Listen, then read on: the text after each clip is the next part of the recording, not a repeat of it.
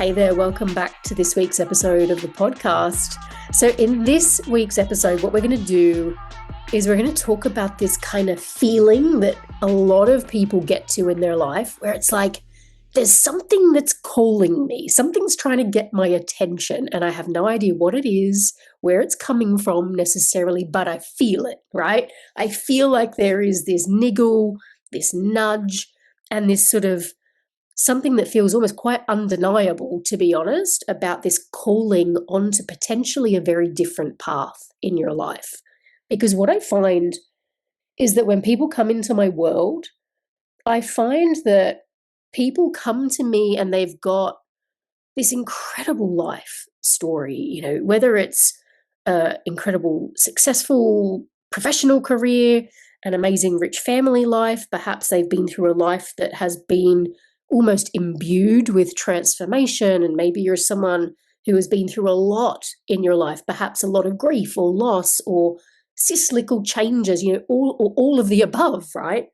I find that when people come into my world, they've got these incredible rich histories and they've all encountered or are encountering a moment where they feel like something else is trying to get their attention, all right? And this can even show up in things like spiritual synchronicities, really weird and vivid kind of what we call presenting dreams, okay? So where you're kind of being shown almost deep shadow material, or you're being shown deep visions, things like that, okay? So what I notice is that when people get to this point of feeling like something's trying to get their attention, their subconscious starts going freaking wild as well, okay?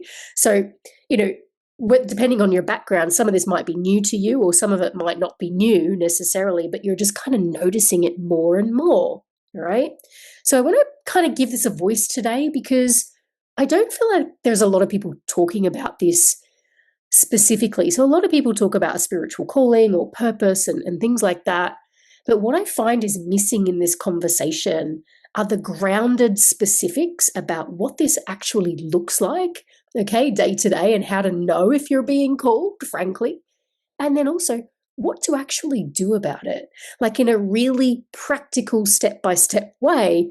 And you guys know, if you've been in my world for any period of time, I love holding both. I love the psycho-spiritual. I love the depth. And being the Capricorn that I am, I'm like, hey, guess what? What do we do now to actually do something with this? How do we make it a reality? How do we birth it into the world?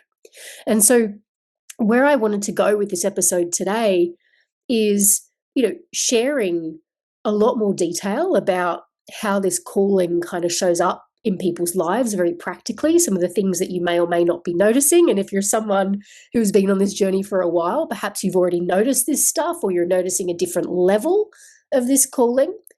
But also I want to share with you through storytelling as well some patterns that I've noticed around this, and also those grounded kind of steps that you can take to actually follow your calling, okay? So I guess just kind of backtracking a little bit, you're likely someone, okay, if I know you. I've worked with hundreds of people, by the way, over the last 12 years of running my coaching business. I've worked directly, with hundreds of people. Obviously, I've got thousands in my audience, but what I've noticed is that you're someone who, it's almost like your entire life has been a training ground for something, okay? Maybe you felt like on some level as well, you've never really fit in. Maybe your experiences in life have been a little odd or a little unusual or a little dysfunctional or a little, just different, I guess, to sort of the mainstream. Or perhaps you're someone who is just feeling like, oh, I've landed in this professional career, for example. I've ticked all of the boxes. I've got a great family. I've got all of this amazing stuff. And all of that is amazing and good. And it feels like there's something else that's missing. There's something I can't quite put my finger on.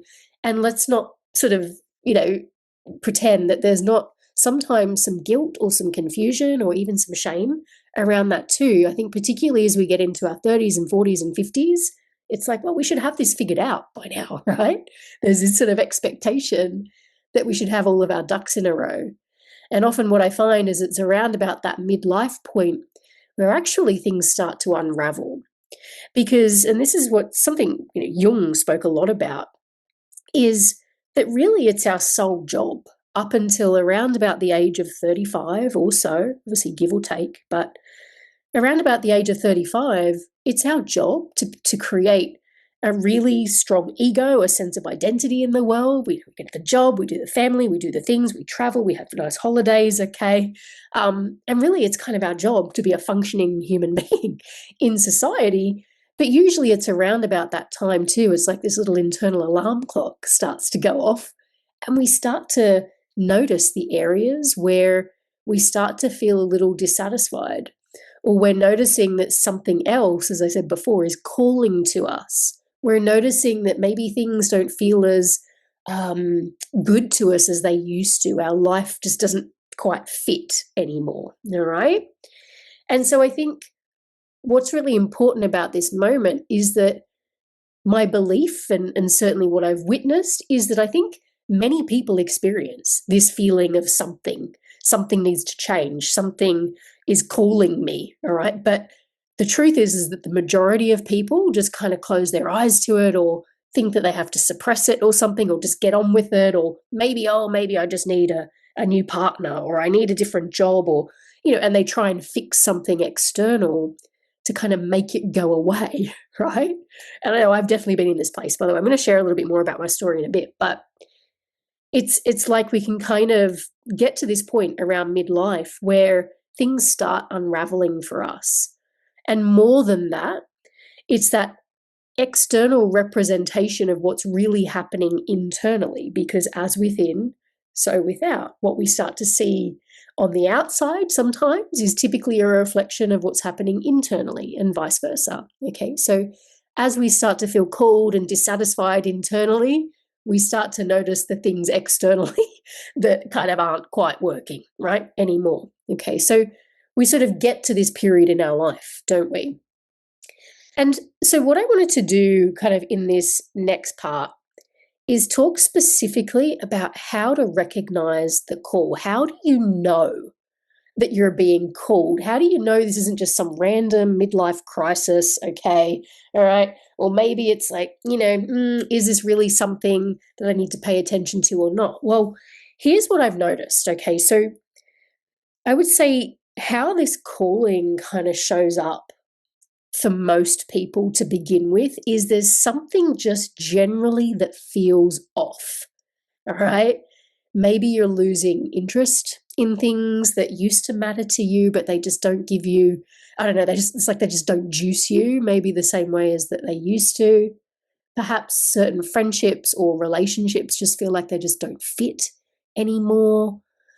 Maybe there is a sense of just restlessness and like dissatisfaction. Okay, so there's this kind of cluster of symptoms, for want of a better term, that many people, I think, who are feeling called start to experience. Like I said before, perhaps some really weird synchronicities and dream content starts to come through as well. It's almost like there's this sort of feeling that the universe or God or whatever you believe in is trying to get your attention, okay? And I know for me, and again, this is something I'll share a little bit more about soon, but for me, it really showed up as a health crisis to begin with. And perhaps this is something that you can relate to as well. It's almost like as we go through these big, undeniable changes in our world, sometimes they hit us on a very physical level as well. And that can be the starting point for this sort of almost like a little change in trajectory that we're being called onto. But the other thing that I've noticed around this sort of sense of being called is that often people tend to feel the call when they've been through like a big death or rebirth cycle. Okay, so what do I mean by that? I mean people who have maybe gone through one of life's many transition phases, all right? So maybe that is a relationship breakdown or a divorce, and the grief that can go along with that. Perhaps it's the grief or physical loss of a loved one as well. Perhaps that's forcing you to sort of reassess everything in the world. Perhaps, again, a transition can be perimenopause as well. These real phases of, maiden to motherhood to crone, right? These kind of archetypal stages and phases that we go through as women to becoming a mum as well. Or perhaps you're someone who has been a mum and your kids are leaving home and suddenly you're an empty nester. Okay. Perhaps you're someone who is going through that weird liminal space of retirement that feels really exciting and full of possibility, but can feel kind of liminal and a bit kind of void-like as well, right? Or perhaps someone who has maybe lost your job or been made redundant, or and you're taking some time to consider what's next to you. So again, you're kind of in this void, sort of liminal space, right? And so I find that this sort of feeling of the call tends to appear in these moments, these threshold moments in life where people are really forced, frankly, to kind of be in that messy middle a little bit. All right, so perhaps that's someone or something that you can relate to as well. The other way that this shows up a lot for people is directly through career. Okay, in fact, I probably see this one a lot, okay, which is usually when people are working maybe a 9 to 5, okay, they've got a corporate career or, a job that otherwise, they've worked hard for and they're doing well at, okay, but for some reason they're wrestling with that.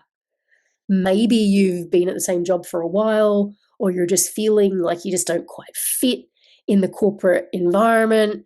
Maybe you sort of feel like you're stuck because you've got a great salary, your corner office, you've got your car paid for, and you've got your pensions and superannuation and all of the things and the bonuses and stuff too.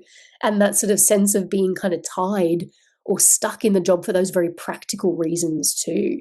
So money, but also the fact that you've sunk a lot of time and experience, you've got a lot of networks in that sort of world as well. So there can kind of almost be like this sunk cost of, well, I spent 20 or 30 years at this place, or 10 years or whatever. And so there's this sort of underlying sense of dissatisfaction that can often show up in people's careers as well. Again, this is part of my story too, again, which I'll share a little bit more about in a minute, where, again, it's not that you're ungrateful for what you've got. I think you're probably someone who's very grateful for the opportunities and experience that you've gained, but it's almost like you've built a life that looks good on paper, but in many ways just sort of feels a little bit empty. Yeah. And it's kind of interesting, this sort of career piece and how the calling comes up when people are really reassessing their satisfaction at work, because often how this shows up is, oh, well, maybe I just need a different job, right? Maybe I need a different boss, or I need to work in a new industry, or to work for a not-for-profit or a charity or something that does more meaningful work, okay? But there's this sort of also this sort of feeling where it's like, oh, okay, but again, I'm kind of handcuffed to this stage of my career, right? Or I've been in this one particular industry for so long now, it's not easy for me to switch industries, right? And so you know that you want to do something that's more purpose-filled and more aligned, but it's easy to get stuck kind of in a, almost like in a niche within your corporate role as well. Okay, I've got my own version of that story too, by the way. But I think there's also something too where, you're starting to consider other career options, for example, but you kind of really take issue with this starting from scratch, right? Because I remember when I was in my corporate role, for a while I was working for one of the big 5 consulting firms. And I remember sort of thinking, oh, I'm just sort of sick of working for this giant monstrosity of a corporate kind of organization. I want to maybe go do some work for a charity or for a not-for-profit, right? Or do, get into fundraising or something like that, or marketing.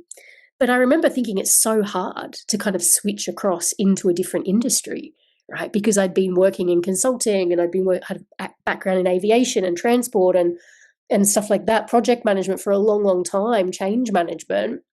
If, for me to switch industries was going to be really difficult. So the reason I share that is because it's like, oh, I'm in my mid-30s or 40s, I'm in my career prime. I kind of feel like I don't want to have to start at the bottom again. And often that's how it's framed, isn't it? If you want to switch careers, or even if you want to start your own business as well, it's like you got to start from scratch. And that can feel really grating, I think, to people who have a very rich professional background and a lot of experience too. All right. And often we're told that you've either got to start from the bottom, or maybe you even need to go back and retrain, go back and do another master's degree in something else. Okay. Go back and spend another 4 or 5 years at university to completely pivot into another career, for example. And it can just feel really discouraging. All right. And so there's this kind of feeling that something else is calling you, but it's like all of the practical pieces of the jigsaw puzzle around that just don't feel very supportive of you being able to follow that calling. All right. So although you have this kind of real desire to help others and do work that matters, support people, through transitions that maybe maybe you've experienced those transitions yourself to help others, it kind of feels just a bit like, oh, how do I actually make that happen? All right. Meanwhile, you've got the calling and you've got the universe and you've got kind of God niggling at you that, you're in the wrong spot and trying to maneuver you somewhere else. But it's like the very practical, as I said, golden handcuffs kind of can keep you there. So I wanted to kind of spend a little bit more time on career because it's one that I hear about a lot, particularly as people come into my, the Psychodynamic Coaching Institute who are wanting to pivot their career and things like that. I hear a lot of these stories. Okay. So, and whilst we're kind of taught, whether we're going through a big career change or one of those just big life changes generally, often the message in society is that we're kind of told that we just got to push through that. All right. Well, everyone hates their job. Okay. Everyone goes through a midlife crisis. You're just going through a midlife crisis. Okay. Maybe you just need to develop a bit of mindset around it all, be a bit more grateful. Or maybe you just need to change something out there. Maybe you do just need to kind of pony up and go back to university for 4 years and study something else, okay? Or maybe you do just need to start at the bottom, okay? Maybe you just need to change something out there in the external in order to feel better and feel more aligned. But here's the truth beneath all of this that I've just shared with you, all of these symptoms, if you like, of a calling, is that this is actually what a soul's calling feels like before it becomes clear. All right? Everyone loves to think that their soul's calling will just land in their lap one day or sort of strike them like a lightning bolt. But the truth is that your soul's calling shows up in a series of niggles, in a series of little miniature dissatisfactions, okay? Yes, it can show up in these moments of real sort of liminal moments, okay, where we're going through a transition or a death or a rebirth, okay? But, make no mistake, this is your soul calling to you, right? It's through those little moments at work. It's through being in the gritty of grief. It's through being in the throes of I feel like something keeps calling me and I'm seeing it in my dreams. I've got this weird stuff happening in my life. I'm having these encounters. Okay. That's what this is. This is exactly what a calling feels like before it becomes clear. Okay. So does any of this sound familiar to you? I'm really curious because, what version of this are you in? And by the way, I don't think this is a one and done. I think there is a sort of a point, there is a major point in your life where you're brought into communication with this calling. But believe me, that develops over time. And I don't necessarily think that your calling is something that's external to you. I think that you can, for example, and I've said this a lot since the very beginning, I think things like your business can be an expression of your calling, for example, but I don't think it is your calling. Your calling is more internal, but it gets to be expressed externally. But I'm going to come on to that a little bit more in a moment. So what do we do? What do we do with all of this? If you're someone who's kind of feeling this call at the moment, when you're kind of in the starting blocks, it's like, well, how do we make heads and tails of this? What do we do? Okay. And I think particularly as alchemists as well, I talk a lot about this archetype of the alchemist that lives in people who typically feel this calling and want to do something with it. The alchemist is the one that carries that signature of depth, that signature of transmutation. They have that desire to support others, to share their medicine, to take what they've learned in the real world and actually transmute that and give that and share that to others. All right. So I'd say that's like the extra piece here. It's not just a calling, but you're noticing that it's sort of, there's this activation of the alchemist, right? You've been through some stuff, professionally, relationally, in life, whatever. And there's this call to share that wisdom with other people. Not everybody has that. I think sometimes we kind of take that for granted and we expect that, oh, well, of course, like if someone's been through, constant relationship struggles, for example, or they've been through a big divorce or a nasty separation, they sort of think, well, surely everybody has the willingness or the desire to want to share that wisdom with other people. That's not the case. And this is the very curious thing about those who have this sort of alchemist archetype within them, typically the ones who go on to move into helping professions like therapy, counseling, coaching, healing. Okay, you've been through your own version of ultimately what you teach. Okay, that's very rare. And I think sometimes we lose perspective on that, right? But that's just like a side note. Okay. So many are actually drawn to entrepreneurship, obviously, in this stage. And, the coaching, the therapy, the healing, the well-being industry generally is obviously a great way to give back and to retrain in there as well, okay? And also, like I said, your business gets to be an expression of your soul's calling as well. But, the really interesting thing is that when we're starting out and we're feeling this call and we're feeling this niggle and we know we want to give back and we know we want to help and support others because that feels like part of our calling, it's easy then, and this is what we do, right? We take a look around. Well, who else is doing this stuff? Okay. And so we might look around in, say, the coaching or the wellness industry, and we have a look at all of these people who are doing what we ultimately want to do, all right, obviously in our own way. And we can believe that they're so much further along, or they're completely different to us. Maybe they're more outgoing than us. They're more confident. Oh, they must be special. All right. And so we're inspired by them. We're inspired by their big successes, or maybe we feel a little bit intimidated, or maybe we feel a little bit of disgust thinking, oh, do I need to be like that in order to really make this calling a reality?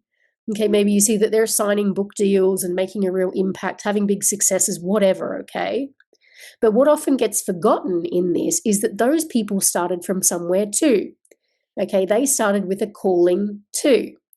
And I think when you're in the starting blocks, right, it's very easy to look at people who are years and got literally years, possibly even over a decade on you, okay, in terms of experience, and think, oh God, like that just feels, that's just more evidence to suggest that this is completely ridiculous. Okay, this is just not for me. So you've got to be really, really mindful of that inner talk, okay? Your ego, and this is what our ego does, it looks for all of the reasons to keep us safe. Because a calling, a soul's calling, can deeply threaten our sense of ego, our sense of self. Because when we truly start hearing and listening to our calling, hey, guess what? We got to act on that. And our ego would much prefer us not to, typically. Unless it can be proven, of course, unless it's got a business case around it, all right? And it's not going to threaten our sense of identity, and we're not going to be judged. All of those things are going to happen when you start to walk the path of your soul's calling, okay? There is going to be challenge. There is going to be judgment involved. There are going to be people who think, what the hell are you doing? All right? But it's very, very important that you check your mindset at this point in the journey, because everyone who is, in your mind, following their calling and doing purpose work and living that life, okay, they all started from somewhere too. No one that I'm aware, I don't know anyone in this industry, and I've been in it for 12 years, who has been an overnight success, okay? If there are, they're very rare. Most people are walking this path, they have faith in this path, and they're driven by this heart of service and this feeling that they're called. This just happens to be entrepreneurship, coaching, healing, wellness, whatever you end up coming into, okay, is just an expression of that deeper calling to serve and support others, okay? So I think that's just I think that's just really important to clock, all right? Because I think the truth is it can make us feel a little bit overwhelmed. It can feel like, oh, it's not really possible for us. Look at me, I'm starting with 0 followers. Oh, I don't even have a freaking website. I didn't even know what my calling is. And we've got all of this stuff spinning around in our head, and we're looking to others who seem to have it all figured out perfectly. We've got this desire to not want to start at the bottom as well, right? So we've got all of this stuff that's spinning around, okay? And all the while, it's like nudge, nudge, nudge, right? So here's where real bravery comes in, because it's brave to actually listen to the calling and the niggles of your soul, okay? As I said, most people, the majority of people you are going to meet in your life will stop, they'll consider it, they'll feel dissatisfied, okay, they might start acting out, all right, in different ways, thinking that they just need to change all of the external stuff. Oh, maybe I just need to dye my hair pink. Oh, maybe I just need to get a divorce. Oh, maybe I just need to have an affair, or maybe I just need to change jobs or get a different boss, okay?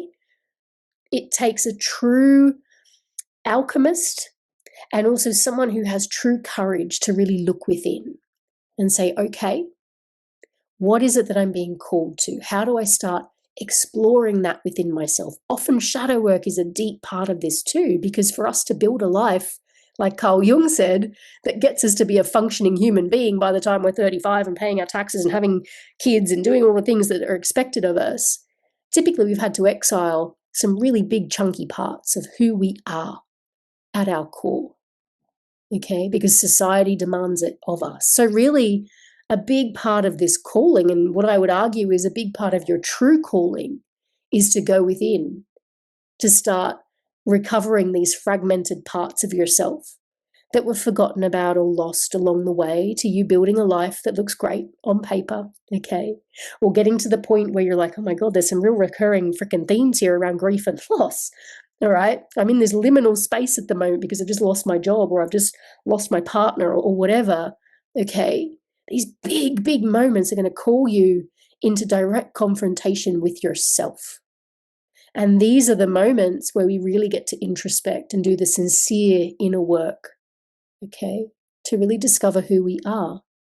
Because it's only really when we discover the truth of who we are that we can make clear decisions, okay? Maybe entrepreneurship's not for you, right? Maybe you do really need to get a divorce, okay? Because your partner's just, you've drifted apart, okay? Maybe you really do need to just change jobs, but you won't get a clear indicator of that until you do the sincere inner work to figure that bit out. Because it's very, very easy to be reactive in this world and to, as I said, change the external, like rearranging deck chairs on the Titanic, right? It's freaking sinking, right? It's going into the depths that you think, well, I'm just going to shuffle around the deck chairs and maybe put this thing over here. It's still sinking. Okay, so this is the moment where the calling doesn't just remain a niggle. It doesn't just remain something that's needling at you in your heart. It will bring you to this moment of real reckoning with yourself. And that could happen very quickly, or it can happen in a series of events that kind of take you deeper into the descent. And this is really what happened to me as well. But I think a really great place to sort of go to with this conversation next is to sort of look at almost like the groundedness and the humanness of what it takes to answer the call, all right? And actually sort of get into some sort of more practical, grounded type steps and stories and shares and things that you can do if you're in this place to start making sense of what's happening, all right? So the first thing that I would mention under this is to start looking for meaning, okay? Is to look for meaning. Alchemists in particular are meaning makers. People who are called to the depths and who are called to look within are meaning makers. Humans are meaning makers generally. But sometimes we don't actually look at our life through the lens of meaning. Kind of like I was saying before, it's like your life has been this training ground. But have you really stopped to make meaning of these core themes or key events in your life? Okay. And so I guess just to share a little bit about my story, I remember when I was kind of going through this feeling of being called, right? And this was probably in my like super early 30s. Maybe I was like 30 or 31, okay? It was before I'd started my business. I was still working in my 9 to 5 job, all right? But I remember kind of going through this moment, and there were a series of, relationship challenges and breakdowns. And I had this thing, I think when I was younger, I was sort of attracting the same sort of partner in a different body, basically. Okay. There was a lot of relationship drama that I would bring into my relationships, and I would attract people who were like the perfect magnet to that. Okay. So I remember kind of going through a big relationship sort of breakdown at that time. And it sort of really got me thinking about my childhood in particular, and some of how that had contributed to patterns and things in my life. And at this point, when I was about 30, I'd done some therapy, okay, but my sincere therapeutic journey started after this point. But it's like if I even just sort of take a second and look back at my childhood now, it was a very, very complex, very dysfunctional childhood that I had. And I'm sharing this for a reason, by the way, not to sort of make this all about me, but I think it's really important to this idea of answering the call and looking for the meaning, okay? Because often what's in that meaning is the thing that we're supposed to carry forward, right? So I come from a very complex, very big T trauma, working class, but a very dysfunctional family system, all right? My family system as a whole, many people know this story, but was very much, just in terms of the highlights, very much steeped in alcoholism, sexual abuse, okay, secrecy, a lot of domestic violence, death, severe like psychosis and mental illness, even elements of crime in the wider family, okay? It was this really complex, dysfunctional family system, okay? And of course, there were beautiful moments in that too, and people in my family that I had real love and connection with and things. But overall, there was this real, these kind of themes of secrecy and dysfunction, okay? And that's the really curious thing too. And again, looking at these sort of themes, is that there was a lot of secrecy around that. People wouldn't necessarily know that all of that stuff was packed in behind closed doors, okay? And so there's a real element to that too around what's beneath the surface. And interestingly, when I was like, again, like 7, 8 kind of thing, I was it stayed with me, to be honest. It was like I was a really whimsical and quite odd child. In many ways, I had very strange interests for a little kid. I was super interested in like fairy tales and history, and I didn't know it at the time, right? But archetypal themes, supernatural themes, okay? I was really interested in that, in fantasy, in imagination. And there's a lot of very coping mechanism stuff in that too. And recognizing that your greatest gifts can be born out of severe dysfunction. One of the things that I kept and held on to and allows me to really work in the field that I work in today is that I have imagination and creativity. I'm very open to exploring what's beneath the surface, what's behind closed doors, what's behind the masks. Got it? So very when I think about those sort of interests that I had this very deep belief in the supernatural. It wasn't just a belief. It was, I experienced very supernatural events, okay, as a child, all throughout my childhood. And what's more important than that was a very, very deep and early calling towards God. And it was my interpretation of God, as a child, right, which was probably the Christian God. All right. But really, that kind of served as my anchor through what was a very, very dysfunctional family system. And, when I was about 13, 14, I guess what you could call that sort of trauma conditioning that really hijacked a lot of my personality. Okay. Before that, I was kind of this very whimsical, very creative, imaginative little child. Okay. And that stuck with me, but it got buried underneath this kind of mask of overachievement It's like, I'm going to work as hard as I fucking can, frankly, to get the hell out of here as soon as I can. Got it? It became very much represented through control around my academic results.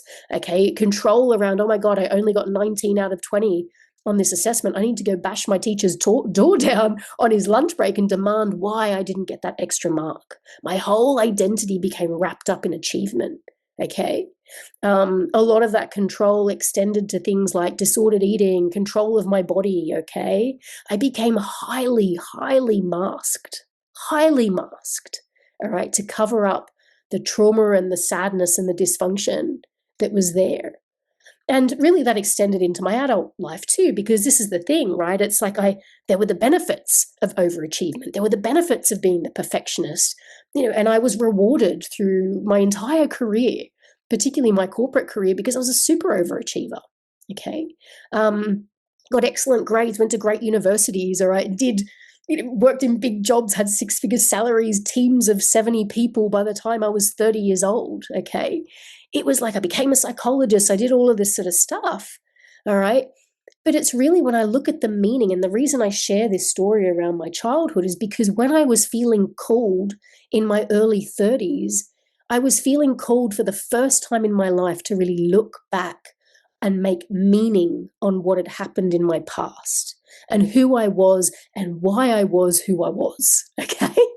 And so it's sort of this feeling of making meaning, but also a recognition of a resilience and a quality of survival, and not just survival, but like literally kind of thriving through that darkness and through that mud. All right. And really what contributed to that, and again, I saw this through my meaning making process, right, was this feeling of deep protection and anchoring that I always felt I had through God. All right. That was a really important part when I look back. And even the literature, literature on people who have maybe dysfunctional or traumatic backgrounds, okay, a feature that is often associated with positive future outcomes is faith. All right, like having a God anchor, or having an anchor in the form of an elder support figure like a teacher or a great family member or someone, okay? And so, there's a bit of a dark humor, kind of a dark joke in some of my close friendship circles, which is people are very surprised, with the some of the stuff that I'd been through, that I didn't end up kind of in that space myself, potentially, an alcoholic or an addict or suicidal, and things. And believe me, I've been through sort of notes of that, okay, in my life. But there was this sort of, again, bringing it back to this meaning and this calling, and see if you see yourself in this, although I'm sure you have a different story. But there was this feeling of kind of calling even from those early days. For me, it came through as a feeling of protection, but also a feeling of direct communication with God. And I often, not often, but I have spoken about the relationship that I've had with God and how I heard him speak to me on several occasions, okay? Very, as I said, supernatural events, okay? And so I'm sharing this retrospectively because that feeling of the call didn't just start when I was 30, 31, okay? And this is where the opportunity is for you to also look back and see that the call has likely been there your entire freaking life. Maybe you've been more attuned to it at certain points compared to others. Likely you're becoming more attuned to it now, whether you're in midlife or whatever, okay, because that's typically how it happens, okay? But it's like knowing and recognizing that the call was there even through all of the bad stuff, and through the trauma, through the patterns, through the themes, through the masks that you have to wear. It's always there. All right. This feeling that my whole home and family system became my training ground. The things that I had to overcome became my training ground. The masks of hyperachievement that I had to wear to survive was part of my training ground too. And so often, when we kind of get to this point of meaning making and evaluation, it's not I remember like my first instinct was to feel like a lot of shame around things like my overachievement mask, and my perfectionism and, all of that. But there's this sort of moment where it's like, actually, I have real reverence for that. The masks that we've had to wear to survive, or the masks that we've had to wear just to, function in society, generally are there for a reason, and they're really important. And so even in a lot of the work that I do with shadow work and psychodynamic coaching, it's not about ripping off these masks and throwing them into the fire. It's about having real reverence for them, whilst also making contact with those parts of you that maybe you had to exile in childhood. Like I told you, my whimsical imagination, all right? The parts of me that were deeply touched by spirituality and the supernatural, bringing all of that back online. That didn't happen until I was in my 30s doing this work, okay? Because that all went underground. Because for me, it was much safer to go very deep into academics, okay, into hyperachievement, as I said, and really put all of that creative, spiritual stuff, put all of that into the metaphorical closet that was the shadow. Okay, so you'll have your own early story.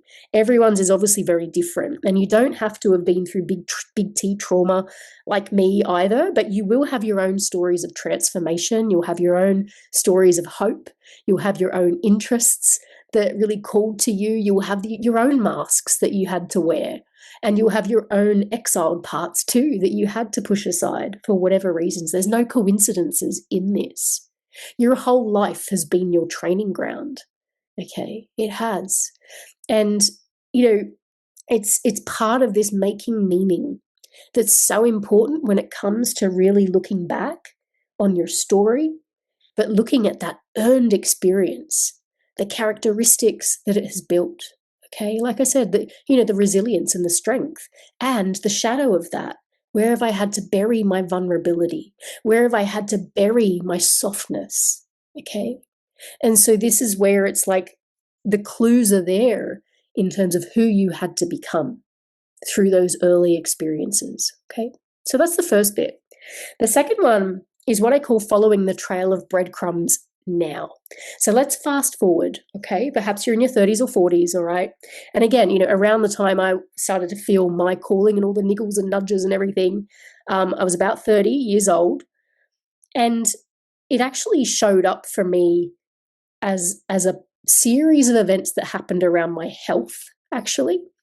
And so, again, go with this a little bit. I want to share a little bit about how this showed up for me. But I started to suffer with my health because, and I didn't realize this at the time, it wasn't until a little bit after, but I was suffering with sort of double pneumonia. Okay, so I had a really, really bad case of pneumonia that started off as what they call walking pneumonia. Okay, so I was still going to work and I was still, functioning, but I was just kind of sick, right? This lingering feeling of sickness.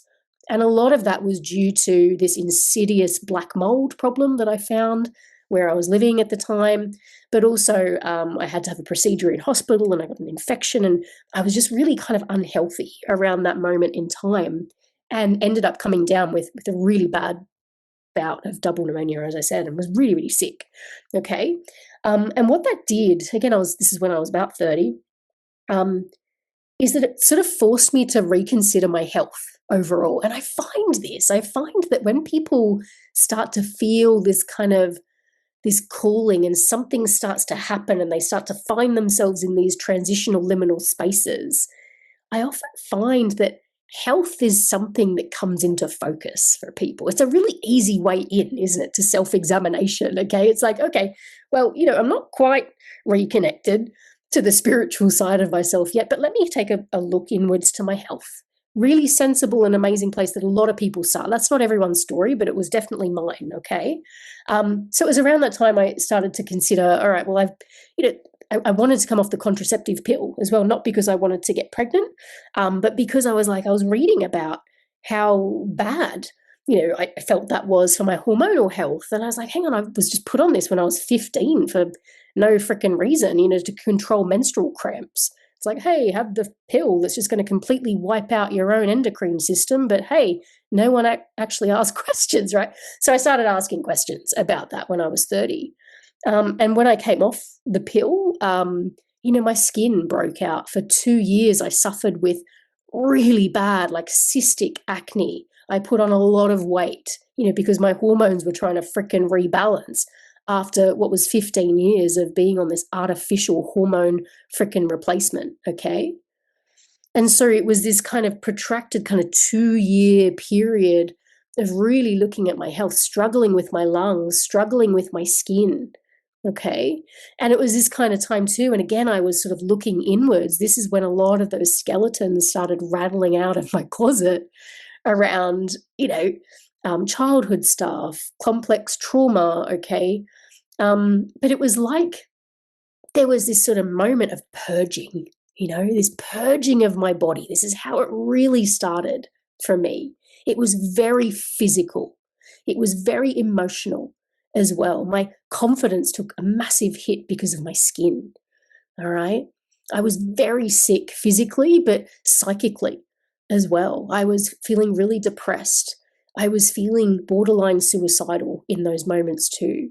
But it's like as I kind of went through this purging and this fire, right? It felt like there was like a literal fire burning and tearing through my body. It was just starting to burn away some of those initial layers of armor that I spoke about, right? It's like, hey, guess what? You can't freaking work because you're too sick right now. You just need to stay in bed for a couple of weeks, right? And so it like ripped away my sense of being able to rely on work to give me some sense of purpose and meaning. And it's like, hey, guess what? It's just you and your bed right now, okay? And there's F all you can do about it. So it's like there was this sort of purging that happened, okay? Started going deeper into my therapeutic journey and things like that too. And again, if you're ever experiencing these moments where it's like, oh my God, like there is a lot here, I'm going through this purge, go and get therapeutic support, whether that's talk therapy, somatic therapy, whatever, healing work too. It's just doing what you need to do to support yourself physically and psychically through these moments too, emotionally too, okay? This is big stuff, all right, that all leads to this feeling and this kind of acknowledgement of, hey, there's something else at work here. Again, going back to the meaning, all right? Just being in it, okay, but also recognizing, there's also meaning here. Sometimes we don't have the perspective on that when we're in it, okay? But I know for me, and if you've got a similar story, see if you can recognize yourself in this. But as those initial layers had sort of burned away, I started to kind of feel more at ease in myself, okay, as my health improved steadily and slowly, as I worked through some of my stuff therapeutically as well. It's like I could begin to hear myself again. I could start to feel the actual niggles of this has meaning. There's something in this. You're called to something else. All right. I started to dream again, have visions again about maybe what a great future could look like. I could hear God's voices and niggles and nudges coming through. And it was through all of that kind of feeling of, okay, I've got a bit more space in my body, a little bit more space in my mind, the next phase for me was like this real dissatisfaction with my career. And it makes sense, right? Because it's when you think back to our masks that we wear and where we get our sense of achievement and purpose from, for me, it was very much anchored to my corporate career, how much money I was earning, what jobs I was doing, what my title was, okay, who wanted to headhunt me for the next great role and blah, blah, blah, and, all of this, right? But guess what? It's like all of that just started to burn away. I could start to feel that none of that stuff actually really mattered because there was this sense of real dissatisfaction in my career. Grateful for the opportunities, of course, but it's like, this isn't what I'm supposed to be doing with my life. Okay. I was being successful, as I said, at a really young age, leading, 70 plus people in teams and great salary and working and playing and having the lifestyle in London, traveling all of the time. Okay. All of that great stuff. But I knew, and what was coming through in that sense of dissatisfaction was that I felt handcuffed. All right. And I don't like feeling handcuffed. I have a big freedom and independence drive, okay? And for me, there was nowhere to express that. I have the creativity, the imagination, the whimsy, right? Nowhere for that to play in a very serious corporate role that I had. Okay, I wanted the ability to help people more meaningfully. Like I said, I was like, maybe I need to go work for a charity, or maybe I need to go do something with a non-for-profit, something that feels more meaningful. My understanding of what meaningful meant at the time. And really, it was this kind of call to return towards helping people directly. I always loved working with people. I loved developing people in my corporate career. I loved that. And it's like that lit me up. My initial calling in psychology lit me up. I found this sort of new interest or renewed interest in spirituality at the time too. And so going back to this kind of concept of following the trail of breadcrumbs, it was this moment where I just started to do what lit me up in the moment, actually attuning and listening to my body. What feels good to me right now? I started reading books that maybe I wouldn't have otherwise read, okay? I started to surround myself with people who were doing life differently to me, who could stretch my thinking. So, for example, I attended like events that were dedicated to switching career paths. I attended more like spiritual workshops and conferences and things like that, learned about new topics. I upskilled as well. And this is where I started to enroll in courses like I did a coaching course, I did a naturopathic nutrition course, I became a Reiki healer. I did all of this sort of stuff because I'm like, oh, yeah, this feels really good. And I didn't necessarily know where that was going to lead me. Did I necessarily think, oh, I was going to start a Reiki business? Not really. But it was like, oh, this feels really great. I love this. I love learning about this shit. Okay, so it's like I just ended up kind of following what lit me up. And I remember it was back in 2014, I think it was, 15.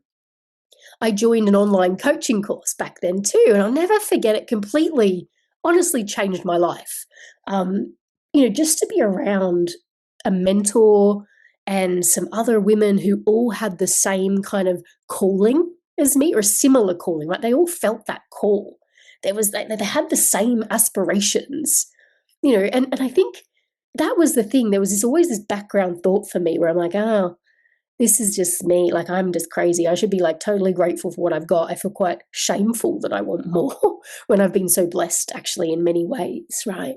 But to be around a group of people and to work with a mentor at the time who was incredible, it was like, oh, there are other people that feel this too. And I remember feeling so happy and so lit up in that very early course. And really, and this is sort of the lesson I think here, and my advice to you is to start saying yes to the things that might feel a bit silly or feel a bit impossible, okay, or the things that I couldn't necessarily see where they were going, all right, but just leaning into what lights you up, all right, leaning in, because clarity didn't come, when I was trying to figure out this calling. It's like, what's this calling, okay?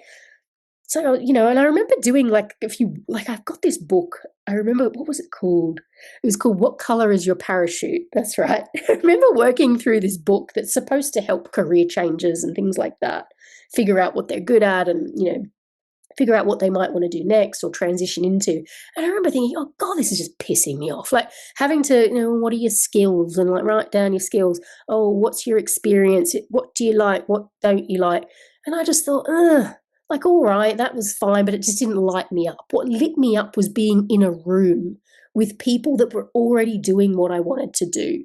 What lit me up was actually just starting to take little action steps like that, enrolling in the Reiki class down the road in London where I used to live, and walking there in the morning, early morning, when it was kind of all crisp and frosty, okay, just to learn something that just felt so nourishing to me, and it's just following those yeses, right? As kind of silly as that sounds, like, you got to do it. It's the thing. It's your soul calling you.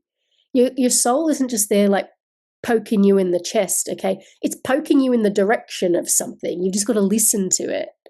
You've got to, and when you start to tune your ears to it, when you start to feel the feelings of the calling, guess what? That's when the synchronicities and the mentals and the opportunities and the kind of little baby action steps, the little breadcrumbs, if you like, start to make themselves known. So I didn't know necessarily at the time that my calling would lead me to starting a coaching business, for example. That wasn't even necessarily my plan at the beginning. I didn't even really know that coaching was even a thing, right? But I ended up here through that very interesting series of following those breadcrumbs of yeses. Okay. So here's the journal prompt for you. All right. What's lighting you up right now? What's lighting you up? List 2 or 3 little things. It might feel kind of weird. They might feel silly or unrelated. Is Reiki necessarily linked to coaching? Not necessarily. I included some Reiki in my early coaching, by the way, but it led me back to that feeling of what it's like to support someone one-to-one, to be engaged in a journey of deep transformation, right? So it was a little breadcrumb for me. Okay, so give that a go. So following those trail of breadcrumbs. Now, the last one that I want to talk about, I think it's the last one, yes, is this concept of clarity through doing. Okay, similar to the following the breadcrumbs, okay, but we're going to take it a bit deeper. It's about being engaged in small actions versus waiting and thinking about it. Because often when we start to feel called and we're in this moment of what's all this about? We try and overthink it, like I did with getting that silly book, okay, and like trying to write out my lists of strengths and weaknesses. All of that's fine, but it's just your ego writing that out, right? Is it really your soul's calling? Is it the parts of you that have been exiled that want to come into that place of the true self? Are you writing that from the place of your full truth, or just what you've conditioned yourself to be, or who you've been conditioned to be, rather? So I'll give you a really, just sort of like an example here, okay? Before I even started my coaching business in 2014, around then, I felt this real compulsion to start writing again. And again, this was just inspired by a little breadcrumb that lit me up. I was following, she's a great author, an Australian author called Rebecca Campbell at the time, and I noticed that she was writing. You might have heard from her. She's got amazing books and stuff. I'd definitely check her out. But I remember I was following her Instagram and she would do these little things called Rebecca Thoughts, I think they were called, where she would just like write these little inspirational notes and stick them on Instagram. I'm like, oh, that's so cool. I could do that. That's awesome. But what I ended up taking from that was this, I love writing. I've always been a writer. And I've never had the chance to do much of that in my corporate role. And so one of the things that I kind of took just from following her and feeling inspired, lit up by her journey, was this kind of idea that I wanted to get back into writing. And so what I did was I actually wrote a couple of little articles before I'd even started my business, right? They were in like Elephant Journal about, what can I share with others, right? Well, hey, guess what? I've been on this freaking skin healing journey with my cystic acne and all of this bullshit with my hormones. Let me write about that. So I wrote this little point of view article, right, around acne and healing your skin. I think I wrote another article too about at the end of that really tricky, horrible, abusive relationship that I was in, that I'd been in as well, and there was this sort of, what I found through that was just this reconnection to a desire to help others. I remember I would write these articles, I'd send them to the editor, okay, I'd write them on my lunch break in work, or sitting on on the train rather, on my way to and from the office or a client site, right? I'd just bash out these little articles on my laptop, or in a journal, and I'd type them up later.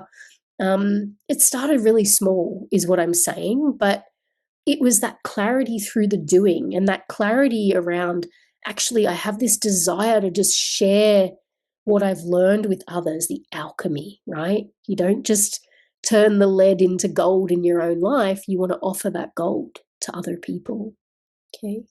But also, so there was that, so little articles, but also things like, when I sort of trained and started as a coach, I was still working in my 9-to-5 job. I was in a consulting job at the time. And I remember it's like I had to, I was working, I was in the office, right? I couldn't just be on coaching calls all day. So I had to take coaching calls in the car on my lunch break, or I would get to work early in the morning and sit in the car before I'd have to go into work and do a coaching call, right? Or in the evening. And because of that, I could only work maybe with 2 or 3 clients privately, right? But it was a start. It was just that clarity through doing, being engaged in it rather than wait. I didn't even have a website at the time. It was, I'd found some clients through social media. I'd had a Facebook group. That's right. I'd started a Facebook group, which was all about women who, really wanted to sort of connect inwardly, find meaning and purpose in their lives. And hey, guess what? My first 1 or 2 clients came from that. I made it work, is what I'm saying, because it lit me up. All right. So it really brings me on to this kind of, the clarity through doing and the decision. You've got to decide at some point, because what I found is that your calling starts to manifest. It's like God makes things happen when you show through your actions that you have decided. I decided by saying, hey, guess what? I'm going to work with a couple of clients. Don't have any freaking time, right? But I'm going to make it happen because this means something to me. This is meaningful. This lights me up. Okay. Not, I have to build my coaching business. No, it's like, I want to. I want to work with these incredible people that I get to speak to once a week and help them with their lives, to help them find clarity. It was really a lot of mentoring as well in that time. Helping them with a lot of the stuff that I'd done, like unpack their story. Where were their gifts? Well, how was the calling showing up for them? Okay. So it's just, God makes things happen when you show through your actions that you've decided, that you're not in this willy-nilly place of procrastination or, this is maybe one day, okay. You might not have all of the answers mapped out. You might not even know, like I didn't, where this was necessarily going. It's just following the breadcrumbs, keeping the faith, trusting the niggle. So the calling goes from being a calling that you just kind of feel to something that you follow. Okay. So the calling at this point goes from, I'm going to say it again, not just something that you feel, but something that you follow through the breadcrumbs. All right. You got to decide. So, and it's only really when I decided through these moments of clarity that I started to wind down my corporate career. All right. Things felt kind of weirdly aligned around that. I remember an opportunity for voluntary redundancy came up, and I would never have put my hand up for that. I literally shot my hand up so fast for a voluntary redundancy. It didn't even enter my mind to give it a second thought. It was like, this is literally divine timing. Okay. And so I grabbed it. There was also an opportunity, again, like I said, when I started my coaching business, I was also consulting on the side. So there was the opportunity that came up for a consulting gig, right? I was like, I'm going to grab that too, because it's like, that's going to give me the opportunity to just save up a little bit more money as well. I was able to also buy my house too with my redundancy, but things like that, they just started to kind of come and fall into place, And so I grabbed the opportunities because I decided that I was ready to not just sort of hear the calling and follow it, but really make it my life's work. Yeah. And so I just think that this is the stuff that starts, miracles happen, opportunities happen, big divine moments happen, little kind of opportunities show themselves when you've decided. All right. And so the kind of the piece for you is to really think about, again, what action steps can you take today that move you closer to what's calling you? Okay. What real world decisions do you need to make? Where do you need to decide that your calling is something that you're going to act upon, not just think about and try and figure out, with your little books and your lists, okay? But decide through action, following what lights you up, taking those bigger decisive actions, trusting that you're held, trusting that your calling has been put on your heart for a reason. Yeah? So I guess just to sort of wrap this episode up, you might remember back in, I think it was episode 110 of the podcast, I spoke about how I believe that, for me, coaching online, the personal development space generally, for all of its flaws, like every industry has, by the way, it really is an opportunity for you to do your real purpose work and to live your calling in this life. And it kind of like I alluded to before, do I think that your business, if it's a coaching business or a wellness business or whatever you start spiritual healing business, do I think that is your calling? No, but it gets to be an expression of your calling. Your calling is often around those, the discovery of your true self, the desire to be of service, to be the alchemist, to live the alchemist archetype, to transmute the lead into gold and to share the gold with others. Okay. But the expression of that can be through your incredible business that you create. So anyway, so what I was saying, episode 110, I spoke about how coaching and personal development, this industry is such a blessing, and yes, it's got its flaws. Yes, it has its bad actors, like every single freaking industry does. But I really do believe it's a spiritual invitation for those who feel called to it. I've seen enough of this. I've witnessed it, not just in my life, but my clients' lives as well. I know that the vast majority of people in this industry also align with that belief. It's a good industry, okay? And it's getting better. All right. Yes, it's becoming more regulated. Yes, it's becoming, people are becoming more discerning. And that's a good thing because it's growing and it shows that it's growing. And I think the majority of people that find themselves here all have great intentions. They want to do the work that's meaningful. They want to make a contribution. They actually want to do work that's an expression of their calling, their soul's calling. Okay. And so I just think it's really important to remember that wherever you end up on your path is that your calling is there for a reason. Yeah. And so I want to kind of just remind you of that. But it's not enough to just feel the calling. It's about following the calling. Yeah. And so I think that sort of feels like the end of the episode. All right. But I want you to keep going. I know this can feel like a long process. It can feel like there are parts to this process. It can feel like you're going back in time. It can feel like you're looking at what's possible. It can feel like you're looking for those little moments that light you up. But it's all there for a reason. Your whole life has been a training ground for now. Yeah? Not everyone follows this call that's on their heart. Most people just stuff it away, okay, or think that, that's for someone else, right? Or they just think that they just need to endlessly rearrange the external things in their world. But my sense is that you're still listening to this. If you're in my world, then something deeper is calling you.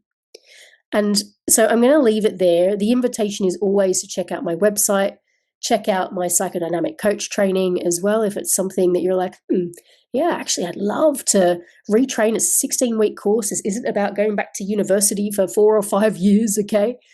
This is a 16-week course that's really built to help you turn what you already have within you, give you some frameworks and skills and a certification, great, but to help you do that good work and bring that work in the world to go deeper with people, to be of service, to start a business if that calls you. So that opportunity is always there, okay? And I would love to invite you to take that if it calls you. But until next time, I'm going to leave it there, okay? Have an amazing rest of your week, and I'll talk to you soon. Bye.